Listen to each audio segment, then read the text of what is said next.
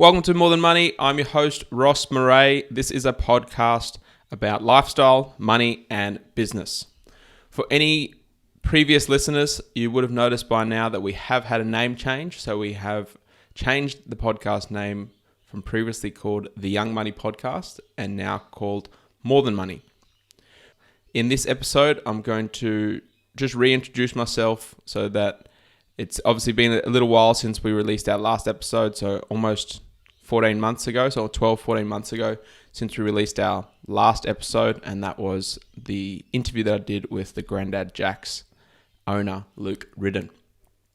So if anyone's coming to this podcast now, hopefully you'll start to get the sense that this episode 33 was when we officially changed the name of the podcast. So any previous references to the Young Money Podcast, just bear in mind that we have now changed to More Than Money.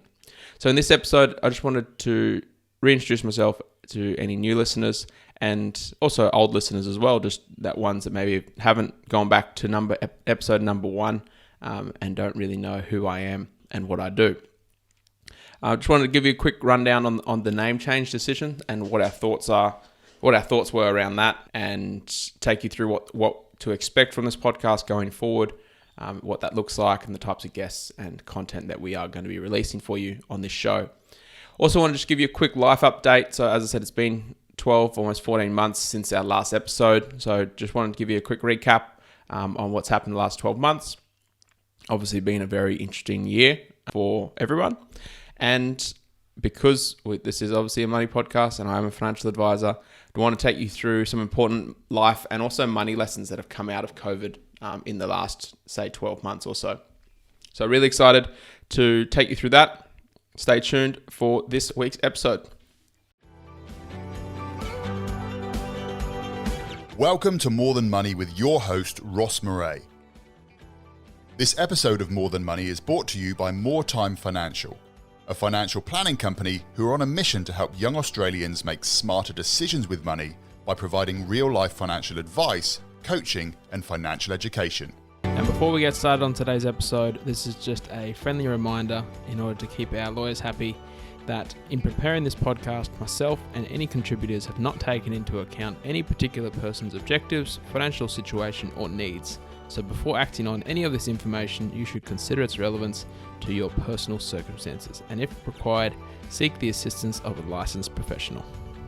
First thing I wanted to take you through was the decision to change the name. So previously, as I said, we were called the Young Money Podcast, and we had released 32 episodes under that name. And that was something that I had just I thought of. I really wanted to start a podcast, obviously a long time ago, and I thought the only way I'm going to do this is if I just start. And I just thought I deal with younger clients. I quite like the name of Young Money. Got a few comments about Lil Wayne and the Young Money enterprise that he's built. And I remember someone saying that, maybe you shouldn't call it that because, copyright things. And I said, well, if Lil Wayne complains to me about the name, then I'll happily change it. So unfortunately, that didn't happen. I didn't get a letter or a message from Lil Wayne asking me to change the name. It was entirely my decision.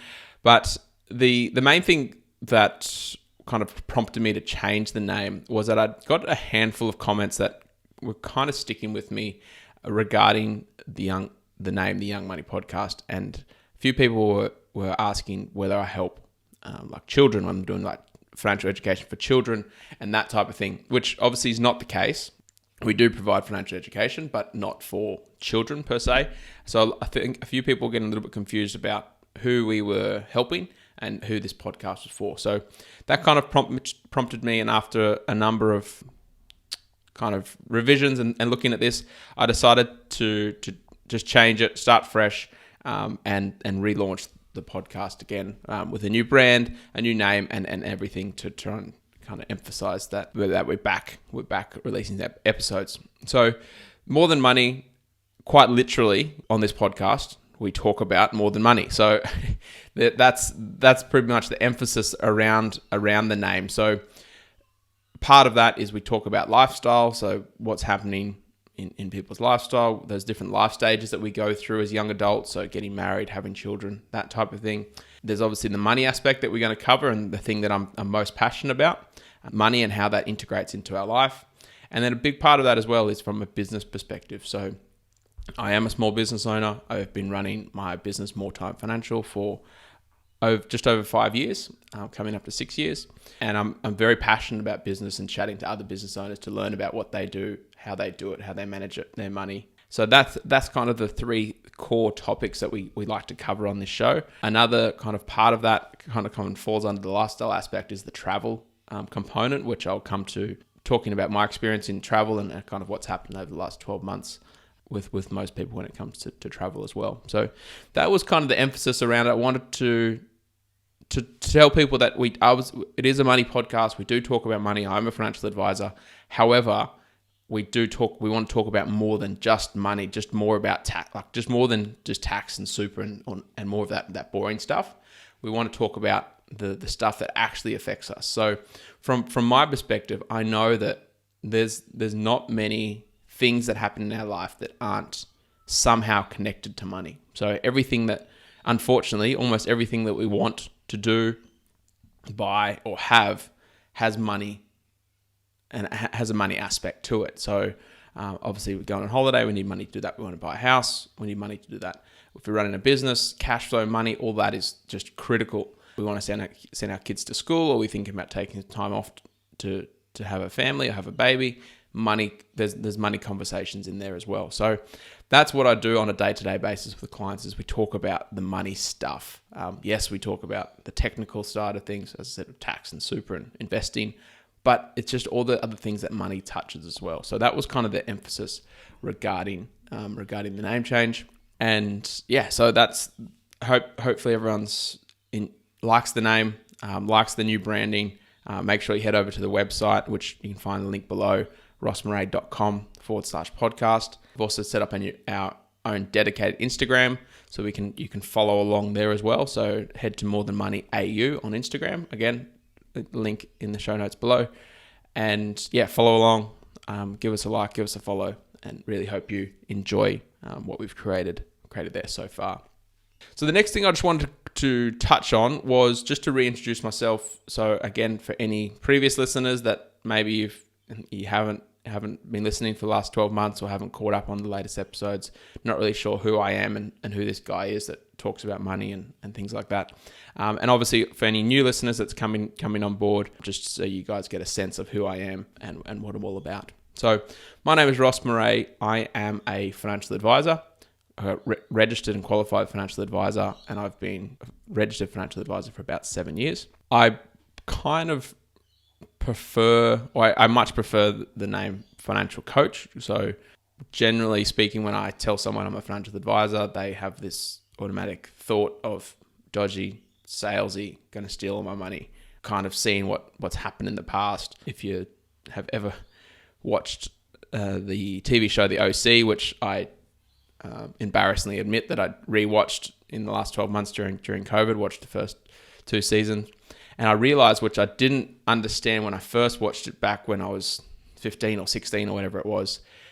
I'm not sure of the character's name, but the dad in the OC, he's a financial advisor and he steals all of his clients' money, which are obviously in that community, and that was part of what led to his divorce. So I realized, which was it's bad, but it's also quite funny to look back and see that. And I think that really kind of sets the tone from when people hear financial advisor, they hear dodgy, investor, stealing money, GFC, parents lost all their money because of their financial planner. You see it in the news, all that bad stuff, which unfortunately has happened in the past when in the financial planning world. Obviously things have changed and things are getting a lot better. So I kind of like using the word financial coach. And I think that kind of plays to more of the demographic and the clients that I work with, which is younger clients, generally in their late 20s, 30s, and early 40s. That's where I kind of help people the most. So I've had my business, More Time Financial, for, as I said, about 5 years. So that was a business that I started with my father back in 2015. We've been building that ever since, again, with a major focus on helping younger clients with their goals, financial life, and getting their financial shit sorted. We do obviously help in a range of ways. We work with, as I said, mainly younger clients, a lot of business owners, helping them to get their personal financial world sorted and also their business financial stuff sorted, because we know the two of them work so closely together. So I live on the Gold Coast in Palm Beach, and I grew up in Palm Beach, spent some time in Brisbane, spent some time in Sydney, and now back living here, nice and close to the beach. So it's a really nice place to live and a hard place to move away from. If you want to know any more about me, head over to the same website, head over to rossmarais.com, a bit about me, and also Ross Marais on Instagram. You can find me there and find out a bit more about me. So what I wanted to cover off next was just give you a bit of a life update of what's happened over the last 12 to 14 months, personally, professionally, and kind of what my experience has been in the whole COVID situation. So definitely don't want to spend too much time dwelling on the situation because I'm personally sick of it. I'm sure everyone else is sick of hearing about the COVID situation. But just want to give you a quick rundown of what my experience has been and what's kind of happened and what I've seen from my perspective. So if we jump back to about November 2019, me and my partner Jacinta, we were organizing and planning for our upcoming trip to Bali. So we had booked to spend a month, so spend the whole of January in Bali on a working holiday, which is still being holiday, traveling somewhere, but working as well at the same time. So that had been our plan for about 6 months. Jacinta, my partner, she had just quit her job and started working for herself. We had planned, as I said, to spend the entire month of January in Bali. We'd also kind of penciled in, but luckily hadn't booked anything else past that. But we had some friends' weddings overseas that we were going to try and spend 2020 taking a few different trips, some extended trips from about a month at a time in various places. So that was kind of our plan for 2020, was very much travel focused, which is a big passion of ours. And we had a big goal to be able to work remotely. So set ourselves up that if we needed to, we could work from home, which was worked out quite luckily for the last 12 months. Work from home, work overseas, or work from office. So that was kind of the plan. That was the 2020 plan to travel. As I said, we had penciled in about 4 trips. Luckily, only had booked one, which was the January trip. So January is going to be our test run to say, okay, let's see if we can do this working remotely thing, see if it affects our businesses positively, negatively, and just kind of do a bit of a trial run. Bali, as I'm sure most people know, relatively cheap, nice and close, so that obviously if anything did happen, we could quickly come back and everything would be okay. So it was kind of our test run.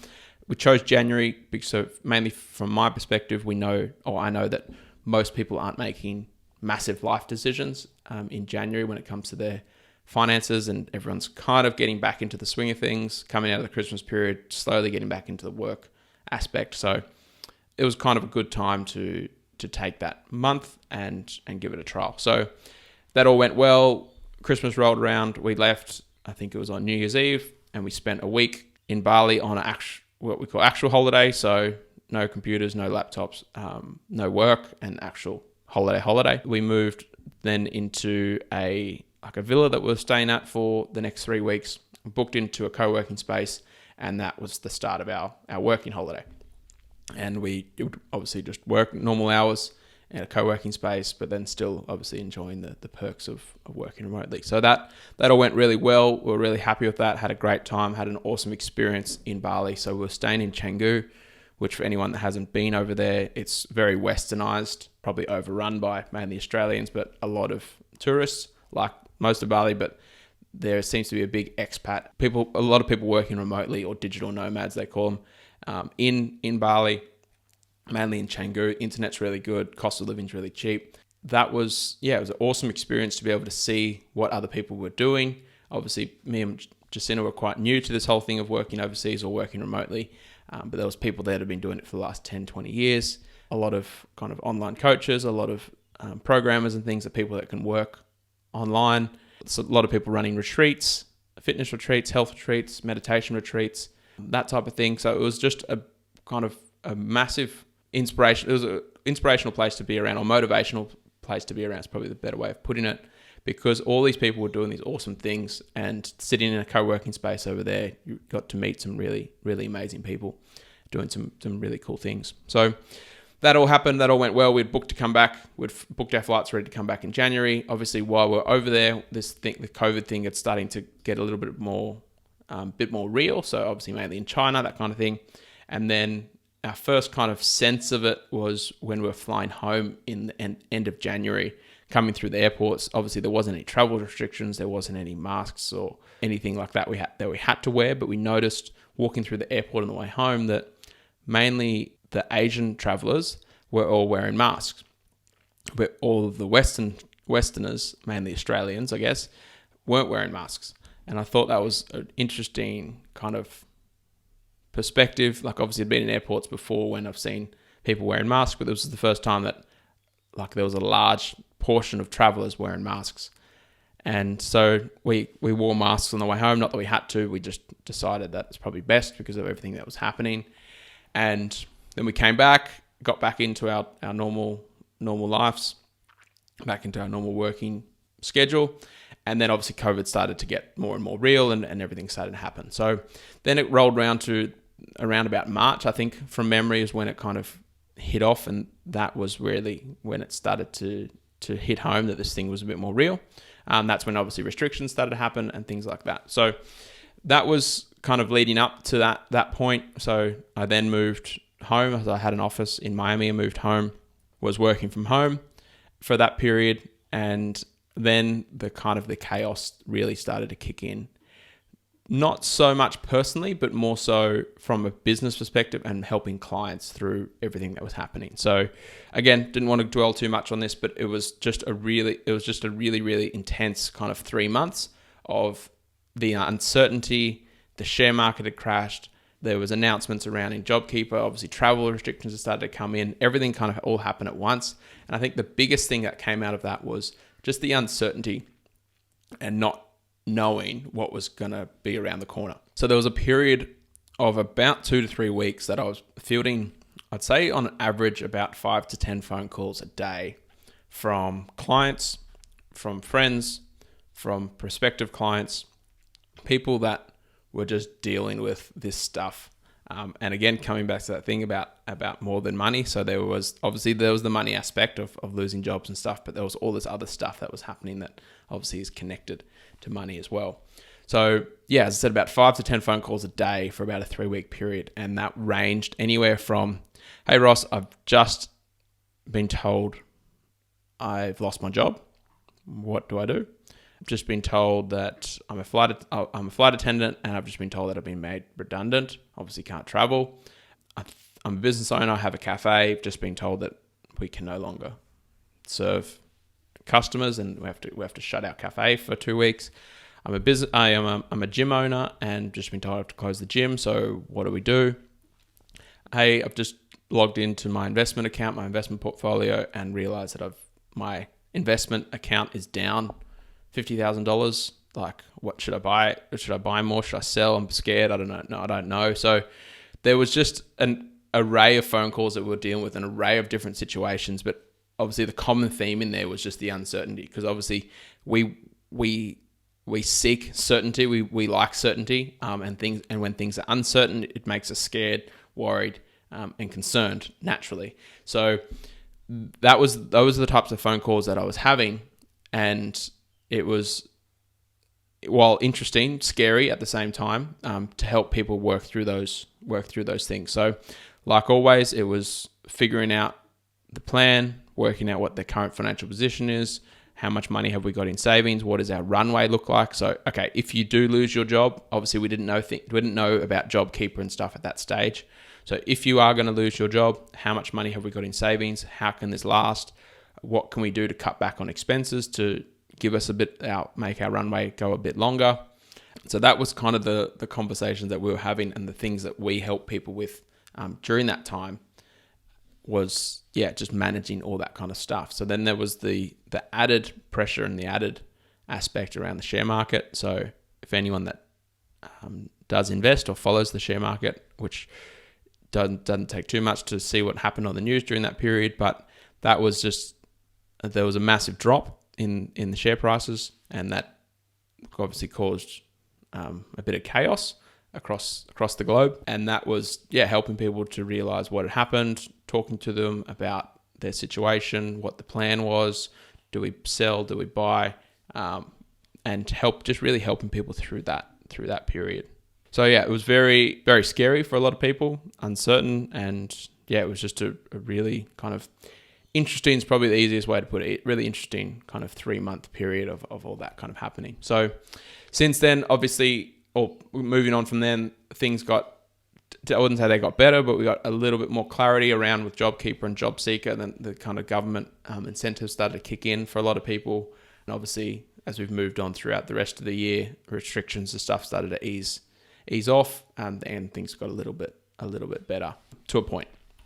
So just a recap on what we do on our side, which had a big impact on the conversations and people's plans. So we are financial advisors, and what we do is financial planning. So a big part of our job is helping people to plan for the future. And what that looks like is sitting down and saying, okay, what do we want to be doing in 12 months? Where do we want to be in 2 years, 5 years, that kind of thing. So that for a lot of people, that might be, I want to be traveling, I want to buy a house, thinking about getting married, I want to start a business, I want to start investing because of this, I want to send my kids to private school, I want a new car. So a lot of our job is future focused and future planning. What happened with something like this, with COVID, was that people's plans just got pretty much thrown in the bin. So for some clients, we had a plan, and we had organized, and we're working towards, this was like a 5-year plan that we're working towards to kind of set themselves up, start their own business, be able to work remotely. So that was all working, and the plan was for them to be able to travel and work for the next 12 months at a minimum. So that was all good. Everything kind of was on track for that, and then COVID hit. All the travel restrictions are in place. No one can travel. So then, obviously, we had saved this money for some clients and built all this plan up, and then travel restrictions hit, and that changes the entire plan. So I'm sure that's not a unique situation, and for a lot of people, it's been quite common that I found that, like, hey, I've got all this money saved, or I've been saving a lot more money because I haven't been traveling or haven't been going out, and there was 6 months that I didn't go out, and I've got all this money saved. I wasn't thinking about buying a house, but now that I can't travel, I might do that. I was thinking about starting a business, but now I can't do that. Now I've been on JobKeeper, and it was just kind of everything kind of got thrown in the bin. It was reassessing people's plans and getting a sense of what that might look like in 12 months and kind of resetting those plans and those goals for a lot of people. So that has been, in a nutshell, that has been my experience with COVID. I might do another podcast episode and go into a bit more in depth about exactly what's happened from an investment perspective and from a financial perspective, and talk a bit more about that in a lot more depth. But I just want to give you a quick recap of what's happened in there. So from a personal side, I've been, moved out of the office in March and have been working at my home office for the past 12 months.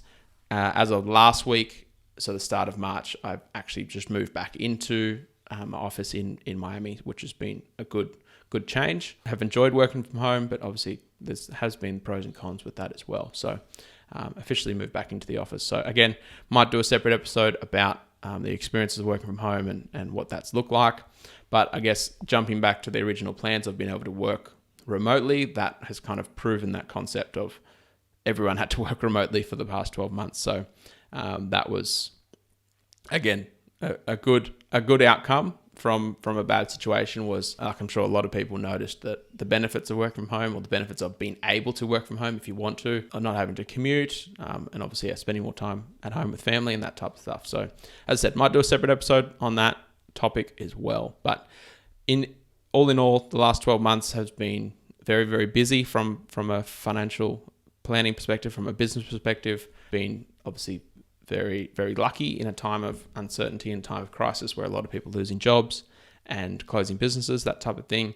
Our business, and I think the accounting businesses as well, have really benefited from, obviously, when people need help, we're the people that they turn to. To finalize this episode, I just wanted to quickly take you through some important life and also money lessons that have come from this COVID situation. So again, looking at it from the positive and negative without spending too much time on the negative aspect of it, but some really important money lessons that have come from a bad situation.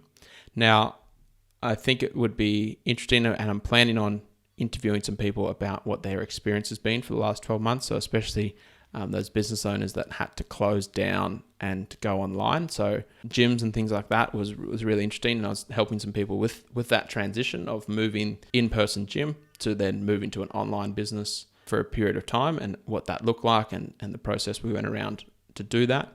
So yeah, I think it would be really interesting to hear from some people about how they transitioned and some of the positive stories that have come out of this situation. So I think for a lot of people, they had this plan of being able to work remotely and go online, but they never really had to because they got comfortable. And then when COVID hit, they didn't have any choice, and they had to do that. So from my side, again, putting my financial advisor, financial coach hat on, money and life lessons from COVID-19. Number one would be having a plan for your money and having a plan for your investments, which I'll touch on a bit later. Having a plan for your money, we found that when COVID hit, before COVID hit, people had just been kind of coasting along. They were getting their regular income. Things were good. They didn't have to worry too much. They weren't really planning for the future. A lot of living for now, and didn't really have a plan of what they were doing with their money, because they didn't have to, because life was good. They were earning money, spending money, and didn't really have to. Nothing was going wrong per se. So having a plan for your money and your investments is really important, and something that I would highly recommend. So that doesn't necessarily mean you have to work with a financial planner. It's just having a plan for your money of what are those goals you're working towards. How do you manage your money? What's going on? Just having a bit more knowledge around your financial or your money situation is a really good starting point. Number two would be the importance of having an emergency fund. So this could, for anyone that doesn't know what an emergency fund is, this is having access to cash that you've got sitting in a savings account that you can access within 24 hours or 48 hours at the most. That's kind of where we see an emergency fund. So that's something you can access. Some people like to keep money in their drawer or under their pillow, which I don't recommend doing, but having access to money in the time of need or in the time of an emergency, hence the name emergency fund, is really, really important. And what we saw, unfortunately, for a lot of people when COVID hit, and they were out of work. And again, this was before JobKeeper and JobSeeker and all those things, incentives came in when the government came to help. But we saw that people had been living their life right to the edge and kind of living week to week in most cases, and not having an emergency fund to rely on when shit hit the fan. So the importance of having an emergency fund is that when emergency does strike, in a moment's notice, if something does happen. Number three would be managing your debts. Again, unfortunately, we saw a lot of people that were in debt and then didn't necessarily have to worry about it too much previously because they were getting a regular paycheck. Life was okay. They were getting by kind of week to week, and their level of debt was manageable. However, as soon as that income stopped, and whether that was a month period or for some people they got made redundant, so a lot of people in the travel space or the entertainment space with cafes and nightclubs and things like that closing down. So the hospitality industry and the travel industry obviously got hit the hardest. So for people that they lost their job and were out of work for 6 months or 3 months, whenever JobKeeper kind of kicked in, or JobSeeker.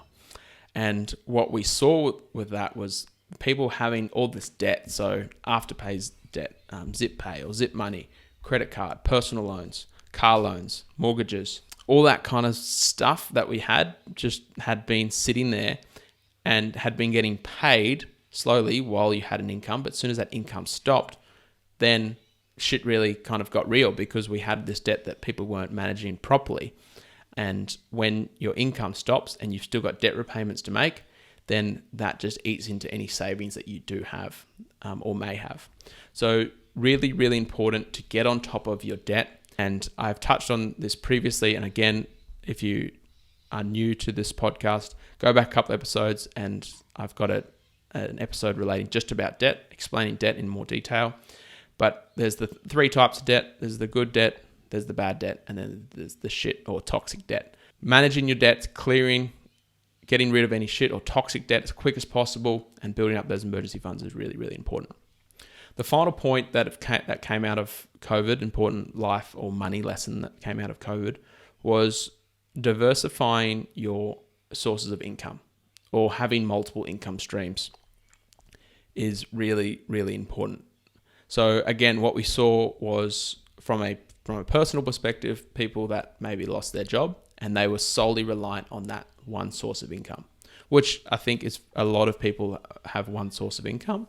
And what we saw there was that if that income stops, then everything else gets affected. I think for a lot of people, they just never had to worry about that income stopping because they've had a secure job, things were going good, life was okay. For the last 10 years, they've never had to worry about losing their job, and because they've always just had that regular job, had that regular income coming in. However, when that stopped, people realized how close to the edge they were living, that week to week kind of mentality.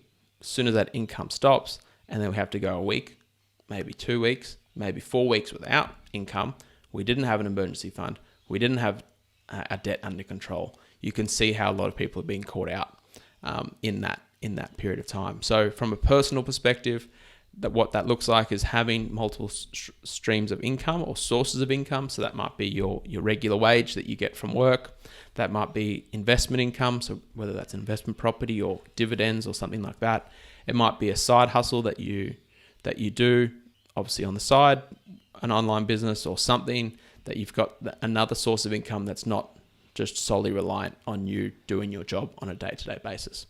Obviously on a business front as well, that's becomes really important on not relying on one source of income. So just thinking about that I think for a lot of people, they got caught out and have realized how dependent they were on that job or that one line of revenue that they were getting in their business. So that would be a really important life and also money lesson to come from COVID.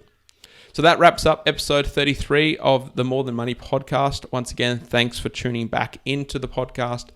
From now on, we're going to be back to our weekly podcast schedule. So you can expect a new podcast episode from us every single week.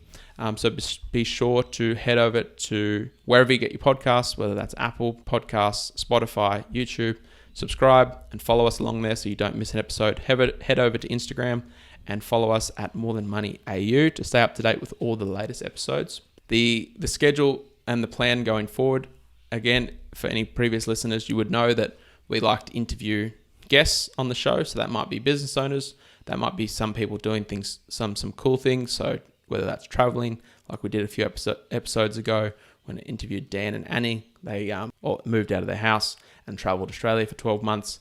So people that are doing some cool stuff, business owners that are doing things differently, that's the types of conversations that we like to have on the podcast. So be sure to follow along and stay tuned for next week's episode, which I have a guest episode that was actually recorded in January 2020 while I was in Bali. So we've got Emily Goth, who is a Canadian podcasting coach, and I spent some time chatting with her about all things business, relationships, and travel, and she has a really interesting story, so be sure to stay tuned for that episode. Have a great week, and I'll see you soon. If you've enjoyed this episode of More Than Money, make sure that you subscribe to keep up to date with all of the latest episodes, and feel free to like, comment, and share with a friend.